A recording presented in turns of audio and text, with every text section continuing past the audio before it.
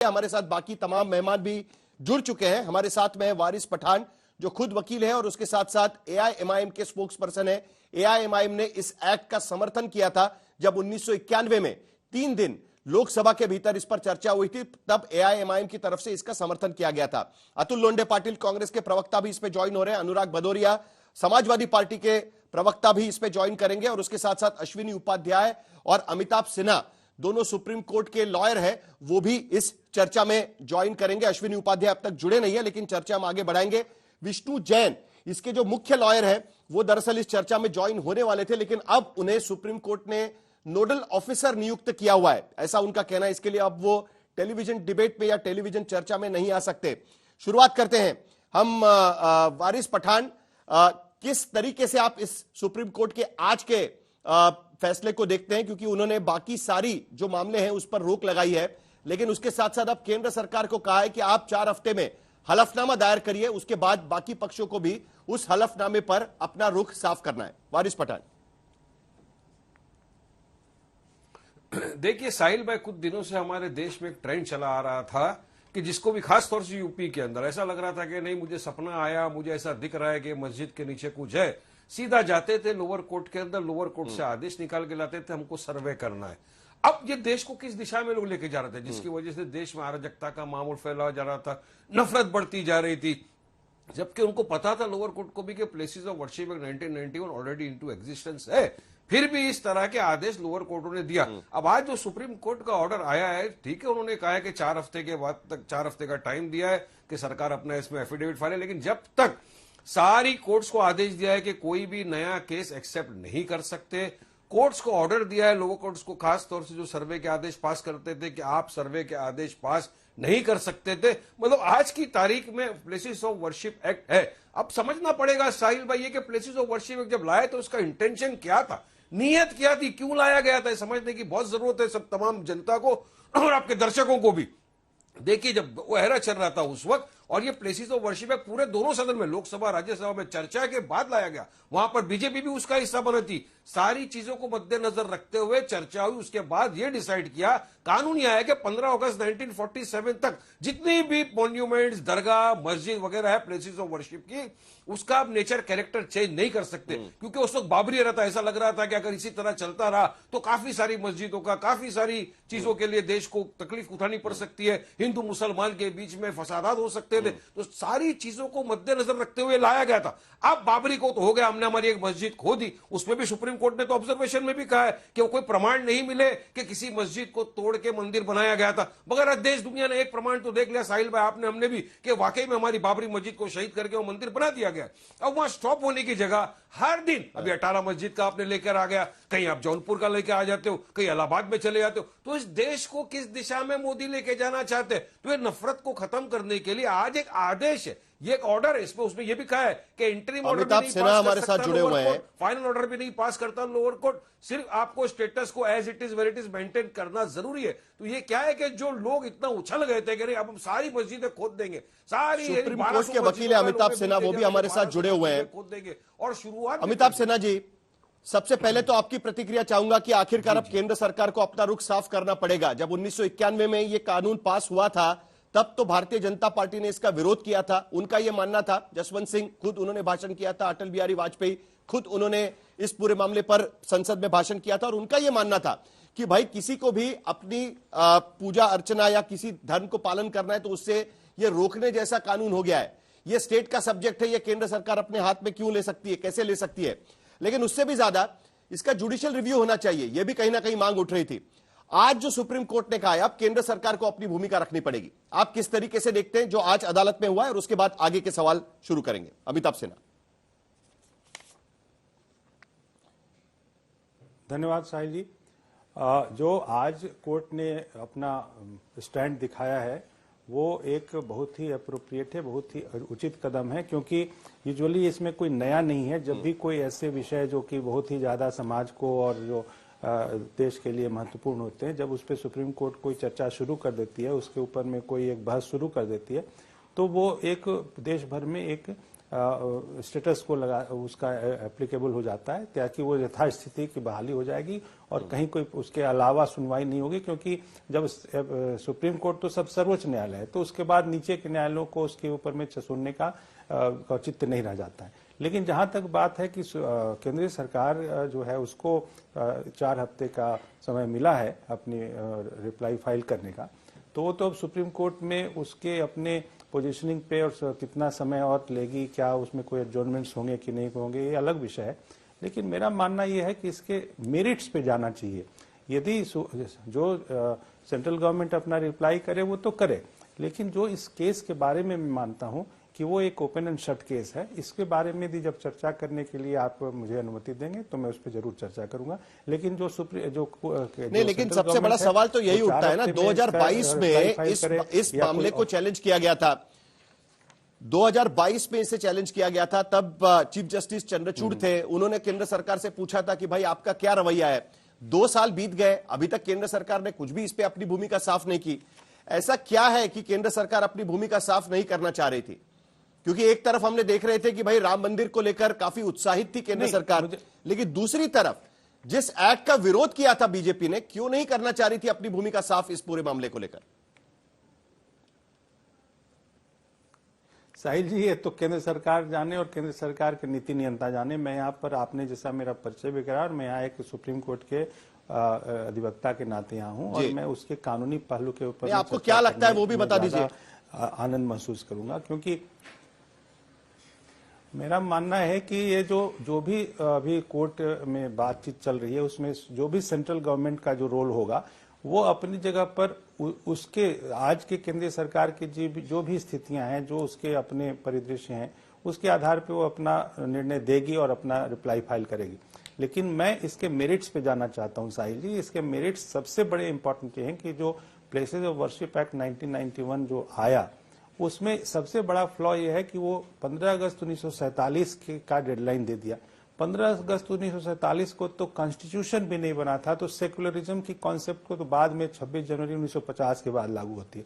ये एक ऐसे ही एक वो विषय है। और दूसरी बात ये है, मैं आपको ये पूछना चाहता हूँ आपके माध्यम से, पैनलिस्ट से और देश से, कि जो कॉन्सेप्ट है इस पूरे इस केस में, वो केस में कॉन्सेप्ट ये है कि जो आरक्षण है देश में, जो आर्टिकल 14 के बाद में 15 और 16 में उसी समानता के अधिकार के साथ साथ आरक्षण का प्रावधान किया गया कि जो देश में अत्याचार हुए हैं, शोषित और पीड़ित लोग हैं, उनको देश की मुख्य धारा में लाओ, उनको आत्मसम्मान दोबारा वापस करो। इसके लिए आरक्षण दिया गया। यदि आरक्षण सही है तो प्लेसेस ऑफ वर्शिप एक्ट 1991 गलत है। ये अपने आप में अल्ट्रा वायरस है, क्योंकि या तो आप आरक्षण को सही माने तो या आप 1991 के प्लेसेस ऑफ वर्शिप एक्ट को सही माने। दोनों साथ साथ नहीं चल सकते। यदि आप हीलिंग अमिताभ सिन्हा जी, लेकिन जो 5 जजेस का बेंच, हम कॉन्स्टिट्यूशनल बेंच भी कह सकते हैं, मुझे अतुल लोंडे पाटिल से पूछना है कि भाई आपकी पार्टी ने ये पूरा कानून लाया था, अमिताभ सिन्हा कह रहे हैं कि भाई ये कॉन्स्टिट्यूशन के खिलाफ है, लेकिन 2019 का 5 पेजेस इसको दिए गए थे 2019 में, जो राम मंदिर का जजमेंट दिया गया था, उसमें यह कहा गया था the courts can not entertain claims stemming from the actions of Mughal rulers against Hindu places of worship. मतलब वो उसमें नहीं जाना चाहिए किसी भी तरीके से, ये वो कह रहे हैं।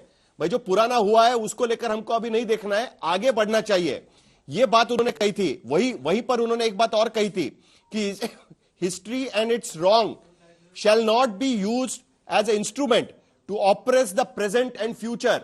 इस देश का भविष्य और वर्तमान को दबाने के लिए जो भूतकाल में गलतियां हुई है उसका इस्तेमाल नहीं होना चाहिए। अतुल लोंडे पाटिल, कॉन्स्टिट्यूशन के खिलाफ कानून था, इसके लिए उसको बदलना चाहिए, रद्द कर देना चाहिए, जुडिशियल रिव्यू होना चाहिए। अतुल लोंडे, आरक्षण है भूतकाल की गलतियों को सुधारने के लिए, आरक्षण है भूतकाल की गलतियों को सुधारने के लिए। सुप्रीम कोर्ट सिन्हा जी, अगर आपका हुआ हो तो मैं बात कर लूं। बदलता रहता है साहिल जी। सुप्रीम कोर्ट का सिन्हा जी अतुल लोंडे से पूछ लेते हैं, उसके बाद आपके पास वापस आऊंगा मैं। अतुल लोंडे जी, अतुल लोंडे, देखिए, अगर कानून के हिसाब से क्या सोचना है ये तो सिन्हा जी बता रहे थे, वो ज्यादा अच्छे से जानते होंगे क्योंकि वो अधिवक्ता भी है सुप्रीम कोर्ट में। लेकिन मुझे ऐसा लगता है कि उस वक्त शायद कंसेंसस नहीं हुआ हो, लेकिन उसके बाद भी 99 से 2004 तक अटल बिहारी वाजपेयी जी की सरकार थी और नॉन बायोलॉजिकल सरकार 2014 से लेकर आज 11 साल तक है, इन्होंने उसको हाथ नहीं लगाया।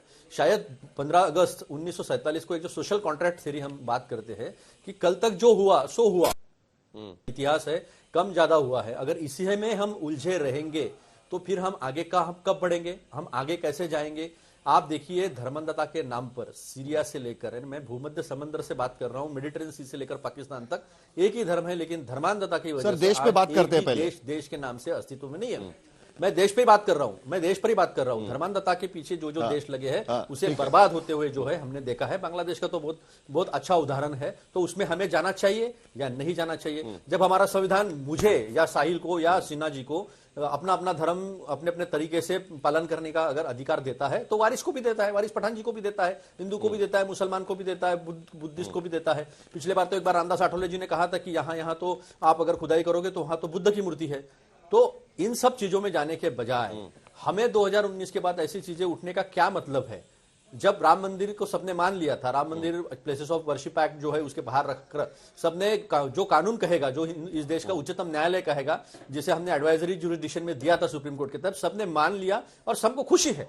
एक हिंदू करके, एक देश का नागरिक भारतीय करके मुझे उसकी खुशी है। तब भी हमने 66 एकड़ जमीन दी थी। लेकिन धर्मांधता के हम बिल्कुल पुरजोर तरीके से खिलाफ है। हम समता में और एकता में विश्वास रखते हैं, क्योंकि देश के बेरोजगारी के सब मसले हल नहीं हुए हैं, देश में महंगाई के मसले हल नहीं हुए, देश में किसान के मसले हल नहीं हुए। जो बॉर्डर पर बैठे वो कौन है? इसमें के तो 80% जनता हिंदू ही है ना। तो पीस कौन रहा है? पीस जो देश, इस देश में जो मसले है, मूल मुद्दे जो इस देश के हैं, जो देश को आगे लेकर जा सकते हैं, उस पर कोई चर्चा ना हो। आज एक आया कॉर्पोरेट सेक्टर को जिस तरह से पीएलआई और जिस तरह से आपने टैक्स में इतनी बड़ी छूट, नहीं मेरी बात सुनिए, मुझे थोड़ा सा कहने दीजिए साहिल जी। सिर्फ बात एक्ट पे नहीं होती है, सिर्फ जल्दी बोलिए, बाकी लोगों के पास भी जाना है। बात देश की, बस 10 सेकंड। आज देखिए कि कॉर्पोरेट सेक्टर काफी पैसा कमा रहा है, लेकिन लोगों की सैलरी स्टैग्नेंट है, लोगों का इनकम कम हो रहा है, लोगों की सेविंग्स कम हो रही है, लोग काफी प्रॉब्लम में है, दबे हुए हैं। अतुल का केस है, कोई हत्या की थी, वो सारा हमारे सामने सारी चीजें है। तो ये चीजों के तरफ से डायरेक्शन जो है दूसरी तरफ ले जाने के लिए ये सारी चीजें हो रही है क्या? ऐसा भी एक शक जो है वो मन में पैदा होता है। ध्यान भटकाने के लिए परवेश चौधरी की तो काफी प्रशंसा, वीएचपी से, विश्व हिंदू परिषद से परवेश चौधरी, ध्यान भटकाने के लिए सारी चीजें हो रही है तो प्लेसेस ऑफ वर्शिप एक्ट बना रहना चाहिए। कांग्रेस भी कह रही है, वारिस पठान भी कह रहे हैं। ऐसा है, अगर देश में हिंदू हित की बात होगी तो क्या ध्यान भटकाने की बात होगी? वर्षों भारत के अंदर जो है आक्रांताओं के द्वारा हमले होते रहे। उन हमलों के परिणाम स्वरूप हमारे मंदिरों को तोड़ा गया, हमारी आस्थाओं को तोड़ा गया। हमने बना लिए, फिर बनाए, फिर तोड़े, फिर बनाए। और जब देश आजाद हुआ तो इस देश के हिंदू समाज को लगता था कि ये सब तो हमारा है, ये शासन हमारा है, सत्ता हमारी है। इस सत्ता और शासन के बीच में हमको वो उचित स्थान मिलेगा, वो हिस्सेदारी मिलेगी, वो सम्मान मिलेगा, वो मान सम्मान मिलेगा। आप ऐसे एक्ट लेके आते हो जिसमें आप तय करते हो 47 क्या है? तब तो संविधान भी नहीं बना था, संविधान नहीं बना था, कुछ नहीं आता। और देखिए इस बात को समझ लीजिए, सेकुलर शब्द भारत के अंदर कभी नहीं चल सकता। भारत पंथ निरपेक्ष हो सकता है, वहां पर उपासना पद्धति भिन्न भिन्न हो सकती है, लेकिन उन सबकी संस्कृति है तो सनातन हिंदू संस्कृति है, उससे भिन्न नहीं हो सकते। और हिंदू संस्कृति के प्रतीक कहाँ है? परवेश चौधरी जी, हमारे मठ है, उन्हें तो हमारी चलिए संस्कृति बसती है। आपकी बात तो, चलिए आपकी बात, हमने परवेश चौधरी जी, परवेश चौधरी जी, राम मंदिर की प्रतिष्ठापना, श्री राम की प्रतिष्ठापना होने के बाद में, नहीं तो वही आंदोलन के बाद, वो प्रतिष्ठापना होने के बाद राष्ट्रीय स्वयंसेवक संघ के सरसंघ चालक मोहन भागवत जी ने एक बयान दिया था कि भाई अभी देश को थोड़ा शांत होने दीजिएगा, हर मस्जिद के नीचे शिवलिंग ढूंढने की कोशिश मत करिए। इसी को लेकर तो वर्शिप एक्ट बनाया गया है। जो आरएसएस के सरसंघ चालक जो कह रहे हैं, उसी को लेकर तो ये कानून बनाया गया था 1991 में। तो उसमें गलत क्या है? आप आज कह रहे हैं उसमें गलत क्या है फिर? नहीं सुनिए, पूज्य सरसंघ चालक जी ने जो कहा मैं पूर्णतः समर्थन करता हूं उसका। हम कहां खोदने जा रहे हैं? विश्व हिंदू परिषद जा रहा है क्या?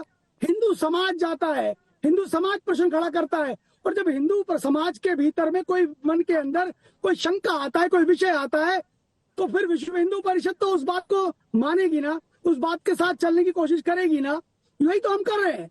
हम कह रहे हैं कि दूध का दूध, पानी का पानी करिए ना, आप करिए ना। आप देखिए अनुराग भदौरिया, ये सारे मुस्लिम आक्रांता थे, इन्होंने वीएचपी अभी भी चाहती है कि दूध का दूध पानी का पानी हो जाए और इसीलिए वर्शिप पैक्ट हटा देना चाहिए।